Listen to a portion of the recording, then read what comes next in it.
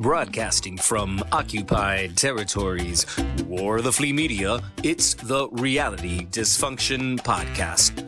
A space where a diverse group of brown folk from across the nation explore the political experiences and social future of our Chicano Latino community. Control the narrative. Resist the dysfunction.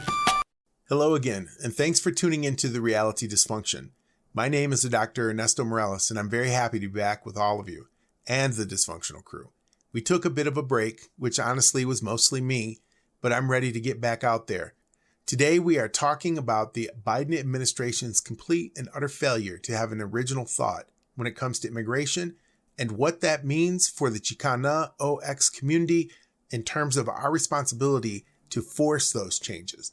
But first, let's hear who's here. Cecilia Olvera, Detroit, Michigan. Carolina Sanchez, no longer in the Inland Empire, but in beautiful Santa Barbara, California, in the historic building of El Centro on the UCSB campus. Rainer Delgado, I'm in Lansing, Michigan. Carlos Hernandez in San Antonio, Texas. Dan Sosa in Saginaw, Michigan, in my infamous bedroom. Okay. TMI. All right, let's see. All right. I mean, who wants to say it first? What a fucking putz Joe Biden is. Oh, wait a minute. I just said it. Does somebody else want to say it? Ditto. Been real shady. I love Biden and I love Harris. Just don't come.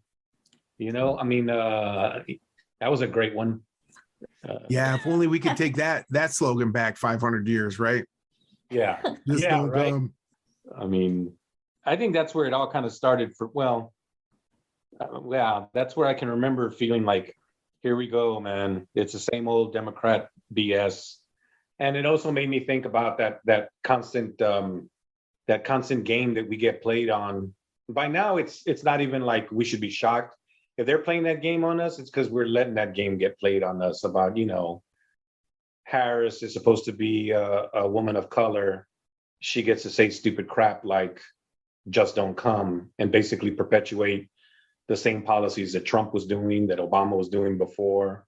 It's the same old game, but what I think, well, that's a good question. What can you do, right? I think there's some things we can do. I think that what's really interesting is that the last president that we had that had any sort of a progressive leaning in immigration was George Bush. I mean, the second one, man? You mean, right? Yeah, I mean the second one, too, right? Yeah, George Bush too.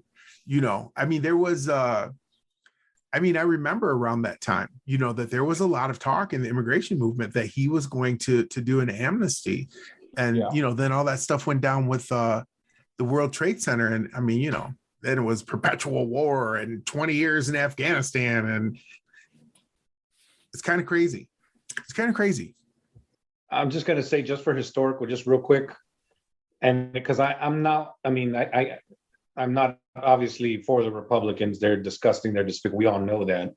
But it has to be acknowledged, just as a matter of history, that you had Reagan, who was a horrible man, but he did give the amnesty. Then you had Papa Bush. He kind of had a more humane attitude towards immigration, right? And when you had Clinton, though, Clinton was the one that gave us one of the worst immigrations reform bills and stuff like that. I mean, he was the one that did that whole operation, hold your line and all that stuff, a Democrat, right? That was under Clinton. And then when you had Bush, baby Bush, he, you know, Meirelles, you're right. He was beginning to get, you know, like move towards working with Vicente Fox and all of that to try to get some kind of amnesty or get a much more progressive look at it. Then you come in with Obama. We know what happened there. I mean, the more deportations that have ever been done. So, you know, it comes down to that difference. And again, I would never take a pro-Republican stance. I'm not pro-Democrat or pro-Republican, but the historical record's a historical record, man. It is what it is. And so these Democrats, they always talk real pretty, but then they always end up hurting us. And it's weird that Reagan and actually Bush were the ones that kind of look like something might get done. Last week, I went to DC with the We Are Home group, and they're kind of organizing nationwide for immigration reform, along with a few other organizations. There was like 51 people who shaved their heads, representing the 51 votes needed for a pathway to citizenship. And there's a few other actions that week, and people from all over the country came. And, we met with some senator staff and stuff while we were there. And, I guess what really struck me is that, it's really the progressives and pro-immigration folks who won the election for Biden, right? They're the ones that get people who register to vote, who get people out to vote, and they're all pro-immigration reform, right? I mean, in some format. I mean, right now, you kind of started off talking about how, continuing policies, and that's really all it's been, right? Continuing policies, because there hasn't been any legislation to reform the system. I don't know. It brings me back to a question that we kind of talk about a lot, it seems like, on this show. At what point do we just say, fuck the Democrats? What's the point? What's the point in voting for them and getting people out to vote for them if they can't get shit done? I mean, they just can't get anything done that people who support them want them to do.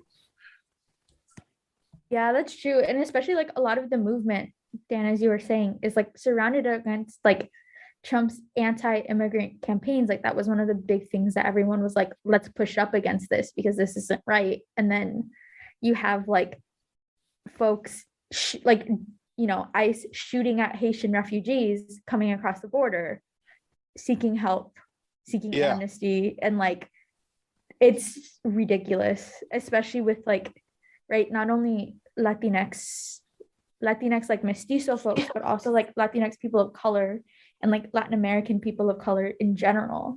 Like those are the people that are going to be most affected, like the indigenous communities coming from Guatemala, El Salvador, right? And then like the Black communities coming from Haiti and all these other places coming together. It's like this intersection of a lot of promises that were like, we're not racist, like Black Lives Matter. And then you're going to go and shoot people on the border. Or tell people not to come. I mean, it's just, yeah. It's the same thing as like Melania's jacket that was like, I don't care or whatever. Like, it's that same mentality said differently. And I guess it's because it's a woman of color that's a fucking cop and pig. It's okay. Yeah. The resounding answer we got from speaking to some of the staff of the centers and everything, it's that you've got these two senators that are holding everything up, right? Sinema and Manchin. So Manchin's kind of been what he's been. He's been this like basically Republican who runs as a Democrat, right? But Sinema is kind of interesting. And that's one of your senators, Todd, right? Kristen Sinema. She's not interesting at all, man. I mean, she's a complete whack job. No, but she ran on pro-immigration. Yeah, well, she's a fucking liar, dude. That's why. Yeah. Like, I'm just kind of in contrast to the two of them. One of them ran on pro-immigration and is doing nothing to support it when she has a lot of power to. At Manchin, I mean, you kind of expected it from, right? I'm just saying that's what the answer we got. It's like, we can't do anything about Manchin and Sinema holding up everything they're trying to do. Over the course of our 60-some, 70-some podcasts that we've all done together, we've done a lot of podcasts together. I mean, the thing is that, we've had this ongoing conversation about political power within the Chicano community, right? And how, we have a very hard time articulating that. But the thing is that Joe Biden is not acting out of the ordinary for a president of the United States, right? I mean, he is the president. He is sworn to uphold the integrity of a nation that is built on and has enriched itself on the lives of African slaves and indigenous people, the dispossession and genocide of indigenous people from their lands all throughout the Americas, right? And it's not just here in what we call the United States, because the United States has said very clearly that it controls this entire hemisphere, right? So, I mean, it's not shocking that he acts this way. It's not shocking that Donald Trump acted this way. It's not shocking that Barack Obama acted this way, right? I mean, the thing that's shocking, and it goes back to what Carlos, I think, was saying earlier, was that we don't have a widespread critique of this, right? Those of us who critique that as a way of maintaining white supremacy. I mean, we love challenging people about their personal privilege, right? Like we'll do that people will do that all day long. They'll be like, shut up, white boy. Like, what can you tell me? But, you try to talk about the privilege of settler colonialism in the sense of manifest destiny and the fact that, that we have to challenge the system. And people are like, what are you talking about? What are you talking about? We can't do that. Well, if we do that, what if the Republicans win? Hey, newsflash, they fucking already did. And they're going to keep winning. And if you think voting for Democrats means that the Republicans aren't winning, bro, you need to take your head out of your butt and really get some air to your brain. It's like, for real. Even look at like Alexandria Ocasio-Cortez, right? Like she was like, I'm this progressive, like, lookout, and I'm going to run for the Democrat Party, but she's still in the system of the Democrat Party, still perpetuating all of like the bad things. Like she didn't vote against the big like funding war bill, and she was like, we can't be in Iraq, in the Middle East, and have like all our military forces. And it's like, okay, then vote against it. And then if you can't vote against it, at least like speak out on it. Don't try to just like hide it under the rug. Yeah. And just like, it's not even just immigration. Like, look at how far we are in the year already. And we've gone backwards on so many things. We've gone backwards on women's, quote unquote, women's issues. And just like, it's the same. Like, it's really, nothing has changed. Nothing has changed. And we're in freaking October. Yeah, it can't change, because if things change, then the Democrats lose their edge, on an issue. They, all the claims and all the promises that they make disappear. And what are they going to run on? At least right now, they have those things. They can make those promises to us. And, that's, I think, we're talking about, it's no surprise that what has happened. Are we expecting any different? That's the real issue for me. Is anything different going to happen next year, 2024? I mean, it seems like we're kind of these eternal optimists when it comes to this kind of stuff, right? Like, to answer your question, Francisco, it's like, yeah, we always have like that hope, that belief that it's going to get better with the next election or something. And I don't know. I can't look somebody in the face and tell them that anymore. I mean, how do you tell them that? How do you tell them that, hey, vote for this guy, things are going to get better? I don't know. I don't know how to do it anymore. Right. Look, how many people became citizens in the hope, in the dream that their participation was going to make a difference? Yeah. And here we are. I think that's a different like generational thing though, because like, I feel like for my generation, and at least being back on campus and like being back in this environment again, it's like, what is the point of everything? It's very much of like, I don't know what it's called, but like, you're just so, you're disenfranchised. Yeah. And like desensitized to all these promises and all of the things. And so you kind of have like a continuous, yes, realism, but like a continuous, like negative outlook, because nothing has ever gone right. We I'm say, Carolina, how many of your friends or people outside of maybe like people who are close to you and like have the same like drive as you, like actually vote? Because for me, it's like it's very little. 2 people, and then like the friends that I can just, if I nag enough, they'll come in. Like they just don't believe in the system, and so they don't participate in it. And it's like, I understand it. I definitely understand not participating in the system, but also it's the system that we have for now. Like, if you're not doing anything, then you're not doing anything. It's not this like noble, like, I'm not going to vote. It's this like, you're just going to let it continue happening to you. And it's kind of sad, because you want people to have optimism and drive, because then that's what's going to force change. right? Like it's the stages of grief. You have to be angry and frustrated, but you also have to move on from that to actually be productive and to like go forward.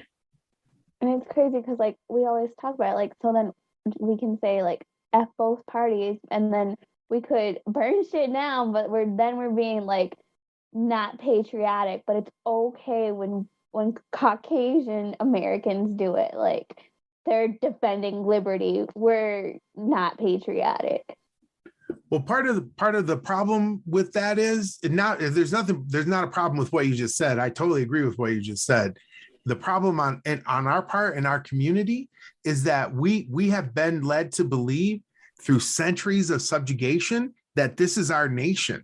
This is not our nation. We are occupied communities living in a settler colonial nation, right? Yeah. So for us to say that we're being patriotic, we're being patriotic to our colonizer, we're being patriotic to our oppressor. I mean, there's even for those who have on some level accepted that line, there are moments, and I know you all know these people. There are moments when their mind is unguarded and they realize how goddamn stupid that is, right? And they'll only let it happen for a second, but you can put a couple of beers in them and then you can have a conversation. The question, I think, for us as a community, right, is who does our allegiance go to? Who are we patriotic to? And how can that be? Because clearly we see the United States. The United States is a nation and is a nation that's built for white people, right? You look back on January 6th, if that's not obvious, then what is, right? The people that stormed the Capitol on January 6th, they are not anomalous in the history of the United States, right? I mean, they are the ideological foundation of this country, and so that begs the question, who are we patriotic to? Who deserves our allegiance? And these are questions I think that we have to ask ourselves. But I will say this, I agree with you, both you sisters, non-participation is not an option. We cannot afford as a community not to participate. And I'm not talking about electoral politics, right? There are lots of ways to participate in making the world a better place. And just checking out is not one of them. Yeah, like the French say, if you don't do politics, politics will do you. And I thought you were going to say, give me liberty, give me death. And I was like, well, sure, yeah. And I always tell people when I'm out canvassing, because I do that, like I participate like every year, like then leave something blank if that's something you don't want to vote for. Like that's data, like that's a statistic. Like this many people voted, but only this many people voted for president. Like this many people voted, but only this many people voted for sheriff. Like that's saying something. That counts. I think all of that is baked into the system, honestly. I think it's encouraged. I mean, as much as they're going to complain and moan and groan that, only X amount of people came out and voted, it's always a small percentage. I think they moan and groan, but I think that they're okay with that. They would prefer to have it that way. That's a lot better. Doesn't that go right to the heart of like the Federalists and Anti-Federalists, where they were, one side wanted to basically keep a suppressed vote. I mean, it's like you said, it's part of the system. I also think going back to what Ernesto said, it's like who are we going to be patriotic to, right? But like also, who are we as a community? Like we don't have a shared identity. Really, we don't have a collective thought of like, this is, us, the same way that Asian Americans do, African Americans do, like I think because there's so many of us and because the Latinx community in and of itself is very diverse, and also in and of itself is like based upon white supremacy and racism and anti-Blackness, right? Like, I feel like we get stuck there. And so rather than, I think in my opinion, at least, rather than going like this big scale of being like, who are we going to be as like a nation of Latinx folks?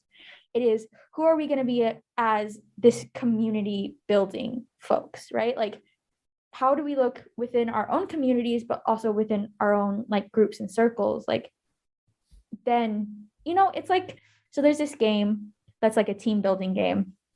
It's rock, paper, scissors. But what you do is like when you lose, you have to like back the person that you beat or that beat you, and then just keep moving on. And so these groups get bigger and bigger and bigger. Like, I feel like that's the same thing that I'm thinking of like, right? Like, not even if you just lose, but like, if you have a small community that keeps growing and growing and supporting each other, even though you have differences and even though you have conflict, like that's how you benefit more people. And we have to look small before we can look big.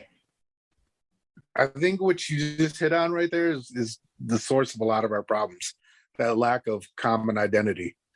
I mean, we're not monolithic, right? I mean, we are diverse in our backgrounds, in a lot of ways, but we don't have that common identity that pulls us together to really get past a lot of these issues. And that identity of a colonized people should be the identity that we coalesce around, that we rally around. That one thing, we are a colonized people. And I wish you could give everybody a couple beers, I guess, so they can think about it and have an honest conversation about it. But I mean, if you just say that to some people, it's just, you're being unpatriotic. You're not being an American. You're too radical or whatever. But some people were the colonizers, even within the Latinx community, right? Like, so we can't even have the idea of like, we are a colonized group, because some folks were the colonizers and the enslavers. And, like, even then it gets.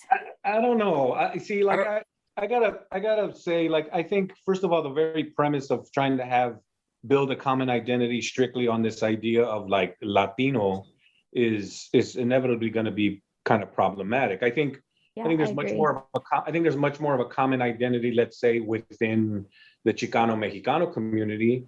I think there's much more of a common identity with the Puerto Rican or Boricua community.